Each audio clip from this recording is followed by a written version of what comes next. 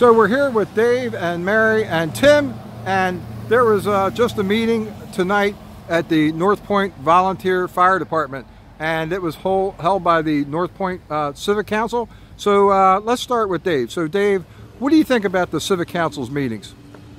I think they're biased, to put it in one word. Well, you seem to get a little upset that they didn't let DundalkTV shoot video of this meeting. I mean, it's just like all the other Democratic ploys. I mean, they keep everything in the dark and then spring it on you at the last minute, and then you got to scramble to just try to keep up with them.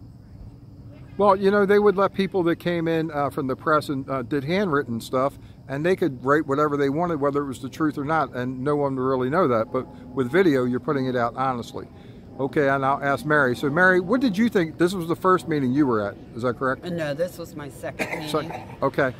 It was worse than the first one because everything's a done deal before you ever come for the meeting. I take this very seriously with Mr. Imes' property.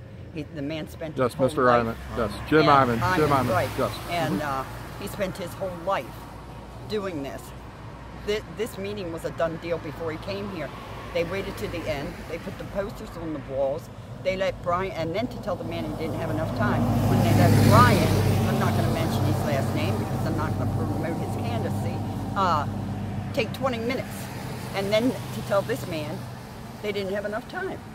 And then it was pretty amazing. They let the other guy who was from Parks and Recs, a volunteer, who has Brian Weir's, you didn't want to mention, but Brian Weir's old job. So so they allowed him a lot of time to talk at the end of the meeting to just stonewall everything and not let anybody else talk. Exactly. And so, the whole thing was supposed to be on these trails.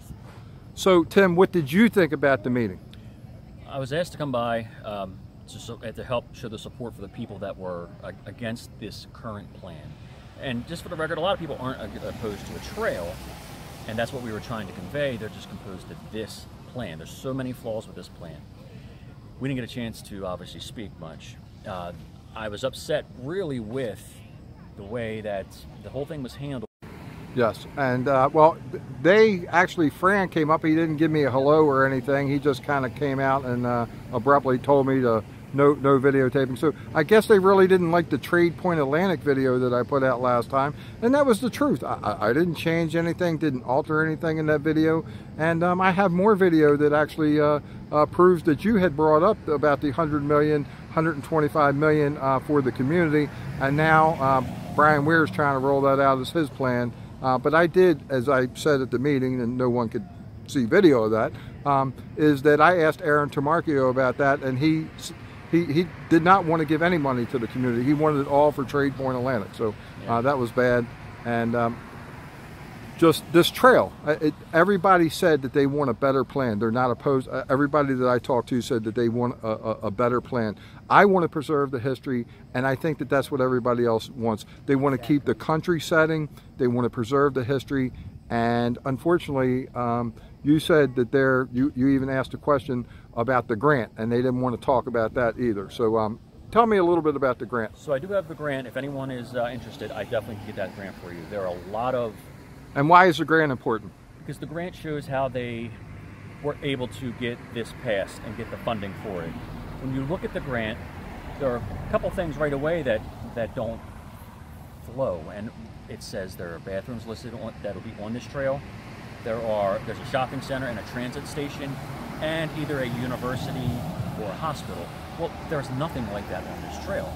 So we have to really get the Inspector General involved to see, you know, if the DOT and DNR are doing grants like this, we need to inspect the entire system in this state to see what's going on. Something doesn't smell right. And as we know with politics, a lot of times they hide that stuff. And that's what we're here to really talk about. They tell you just a little part of it, and the trail would be just the beginning of something. Everybody's afraid that they might be building homes or something. Now, also, there was someone who said that their property, the DNR, had said that they owned part of the property there, and they wouldn't even allow the person to go into the house. That's what someone said. We didn't hear that from DNR. So you probably know those people. Brandon Gray, yes. Okay, and what do you think? He just bought his house about 6 months ago. And what do you think? think? Now they're talking about taking his front yard from him. Okay, and how's that make you feel? Not only his front yard. No, they're talking about not allowing him to go into his house. They're not giving him access to his property. Right, and from my knowledge, I don't know, Tim may know a little more about the law when it comes to easements. And you cannot close an easement to somebody and lock someone out of their land. Well, they already said that they had a survey done before they bought the property. Illegal. I thought it was illegal to lock someone out of their land by way of shutting down their easement. We'll have to definitely look into all these claims. Yes, we're going to be following this for yes. sure. DundalkTV, and I'm personally going to follow it. You know, my YouTube site. I'll be working with you on this and the community. Let's see. We have one other person here. Would you like to share any information? I just have a short message. You know, I've just recently gotten involved in our local politics, and I've attended. This is my third meeting of in different areas. But what I'm seeing is our public is very misinformed. Yes. And it's intentionally misinformed. And it doesn't take very long to pick up on what's really going on here. So I can't stress enough the fact that it's so vital in this upcoming election that people get out and vote. Make a change in the way they do business. And you can check out DundalkTV, and we have the information there. We're telling the truth. Some of the things you hear happening at these meetings, it doesn't take a genius to figure out something's real wrong with the way our government's operated. No. And I'm sure it's a trickle down from what's happening in our federal government. So I'll stress again, please vote. Don't gloat if you don't vote. Well, not only vote, be an educated voter. Yeah, check out DundalkTV. You'll see the facts. You can ask these meetings. You can ask people that know about this. That we're putting out the truth. Unfortunately, the people that aren't are telling people that we're fake news, and I can guarantee you there's nothing fake about DundalkTV. So thank you all very much. It's a pleasure. DundalkTV signing off from the Edgemere Fire Department, Volunteer Fire Department.